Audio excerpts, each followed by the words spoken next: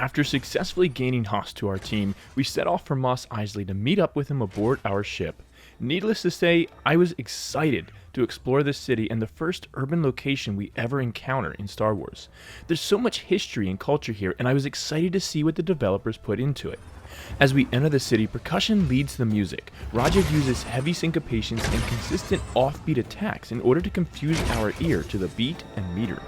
Strings occasionally interject with glissandi before disappearing again. This was an immediate contrast to the music of the desert as we move from a lifeless desert with subdued music to the vibrant Mos Eisley with lively music.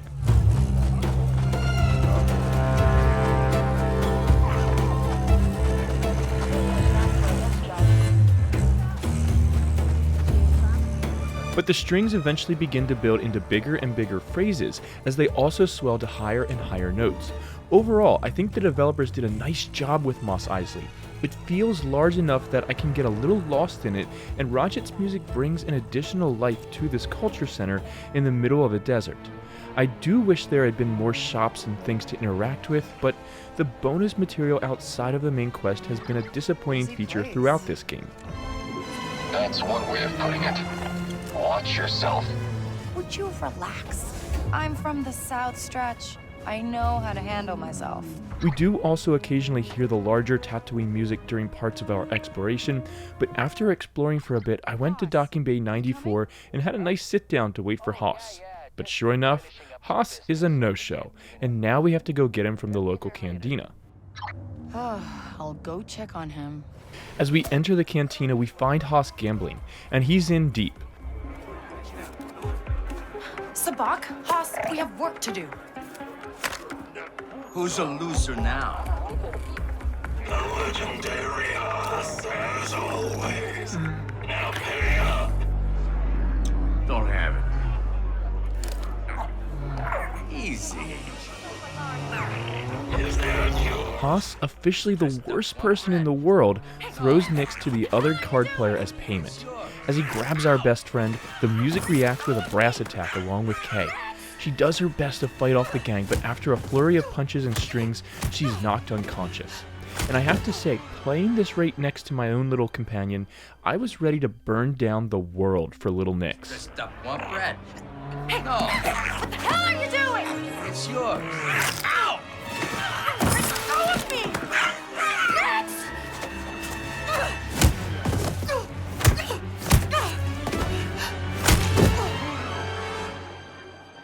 Kay's knocked unconscious as the strings subdue to a drone, and we learn how Kay and Nix met. As she sees baby Nix in his cage, Kay's theme enters before a swell in the strings and an English horn, playing variations of her theme.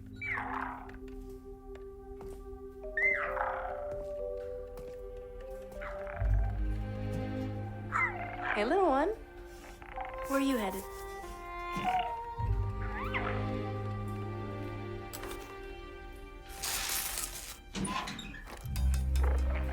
You're welcome.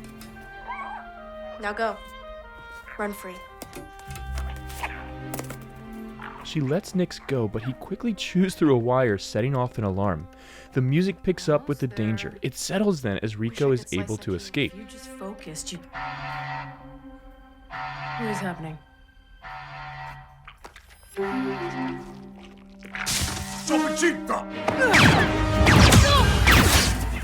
Go! What about you? You want both of us killed? Go!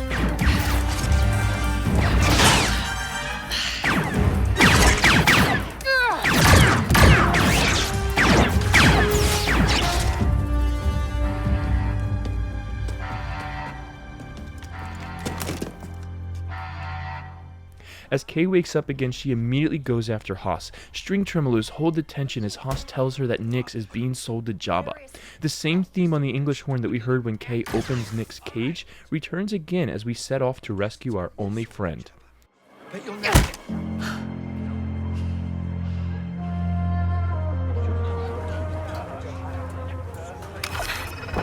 I'm coming, Nix. We set off for Jabba's palace, and to be honest, I was ready to just kill everyone. The music as we run across Mos Eisley was nothing special for this moment, and was just the generic music for Tatooine, but I was surprised it fit this moment as the desperation of the music comes out, and the voice actor for Kay puts on an incredible performance in this moment as well. Heat is extremely dangerous, Kay. I said I don't care. Nix is family. You wouldn't get it. I see. There's a back entrance to Jabba's palace near Mos Eisley. It'll at least give you a chance. But Kay, It's risky. I get it.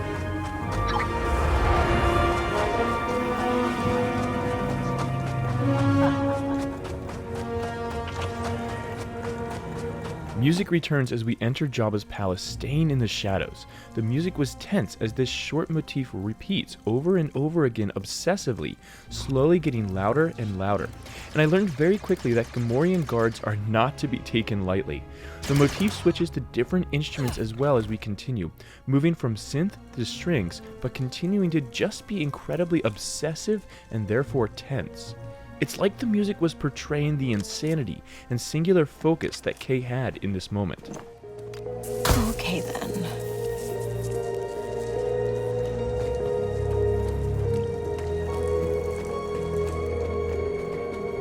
I can't do this without you, Nix.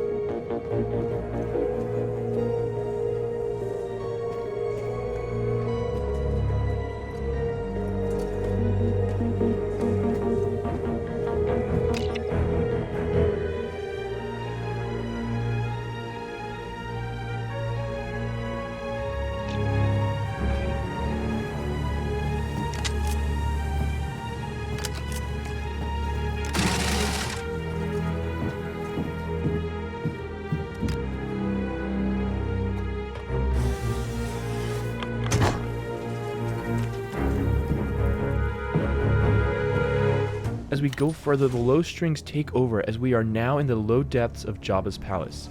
As we see more guards, the music becomes more eerie as well, as we can even hear the Rancor screaming in the distance.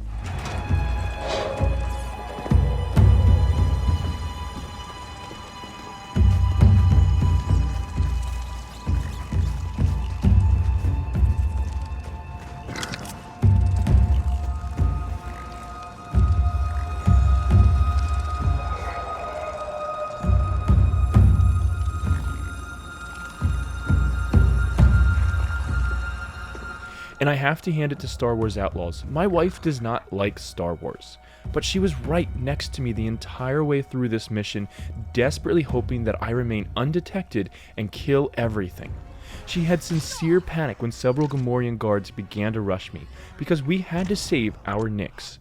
This game made a small, adorable creature that nobody could resist falling in love with, and this mission helped us all to realize how much we were in love with Nix. We find our little guy from the menagerie. The music, foreshadowing heavily, is surprisingly unhappy or rejoicing though. We continue then as ND also adds to the foreshadowing. ND5? I got him. is he hurt? No, I don't think so. Wait, were you worried about him? Make your way out, quietly. If you're found, no one will be able to save you. Okay.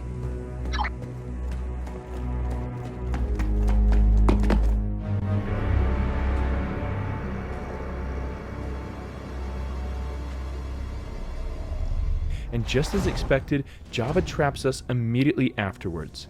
As he laughs, tremolos return to the score in terror. The tuba enters as well, as Roget does a great job of creating something like the music from Return of the Jedi with Jabba's theme.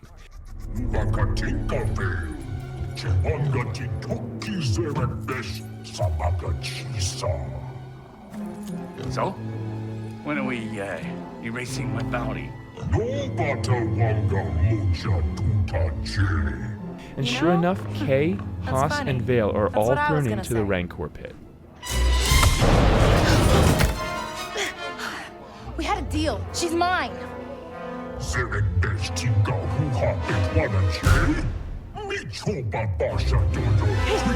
Pull me up. We can take him.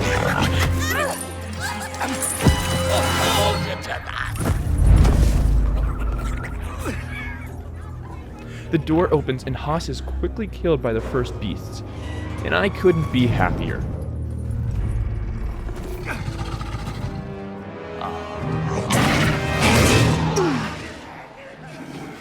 But we escape pretty easily after that as Kay picks the lock. We fight through waves of Jabba's soldiers before making it to the hangar.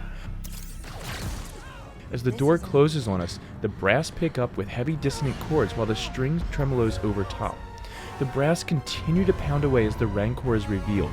Low brass take over to showcase the massive size of the creature.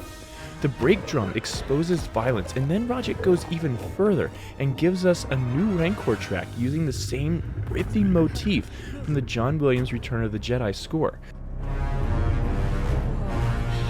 What the hell is that? Wait, Vale. So, on what? On my own? Hello?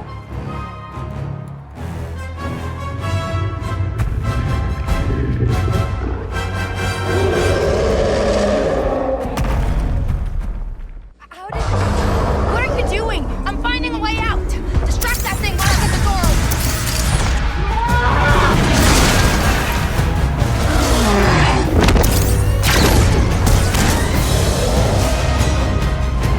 Blasters aren't gonna do anything to this thing. We need to hit it with something bigger. Above us! A fuel pod might work!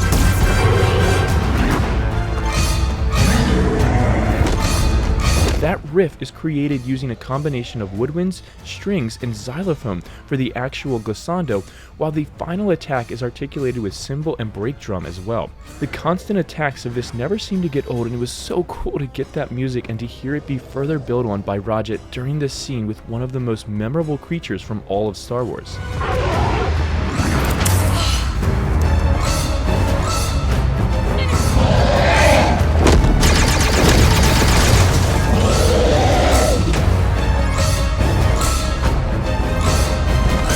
We eventually defeat the Rancor, and as we're returned to Jabba's throne room, his motif returns in the tuba once more, just like Williams would have wanted. As Kay and Vale both try to talk, the music starts off with a confused counterpoint as multiple voices attempt to play different melodies.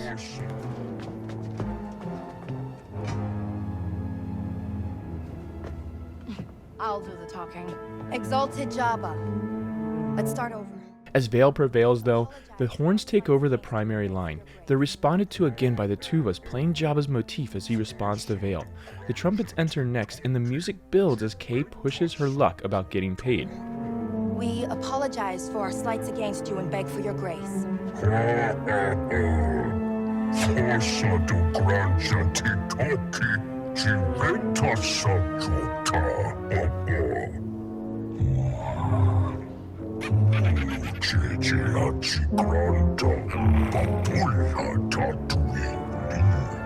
And in terms of getting paid, The strings take up Jabba's motif next in a much higher register as Jabba's patience lessens. Drums take over as Jabba explains the job. As he mentions Zarek Besh, the outline of the Zarek Besh or Sliro theme enters. Jabba's motif laughs at it then as he laughs at her.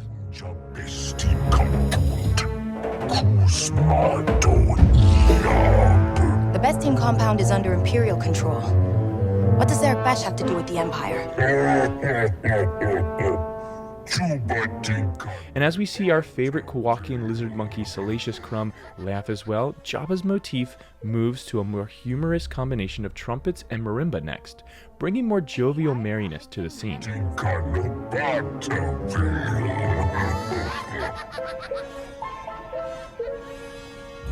As Kay responds, the Tatooine theme enters, which was a bit of a strange choice, but we are on Tatooine. Chord swells hold the tension the rest of the way through the conversation then, as our best friend is returned to us.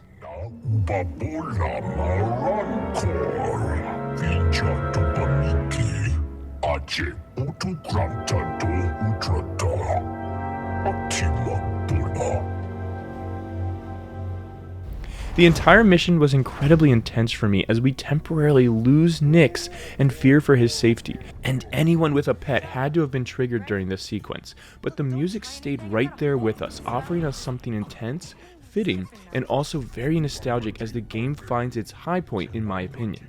I loved getting to hear familiar music like Jabba's motif and the Rancor rip.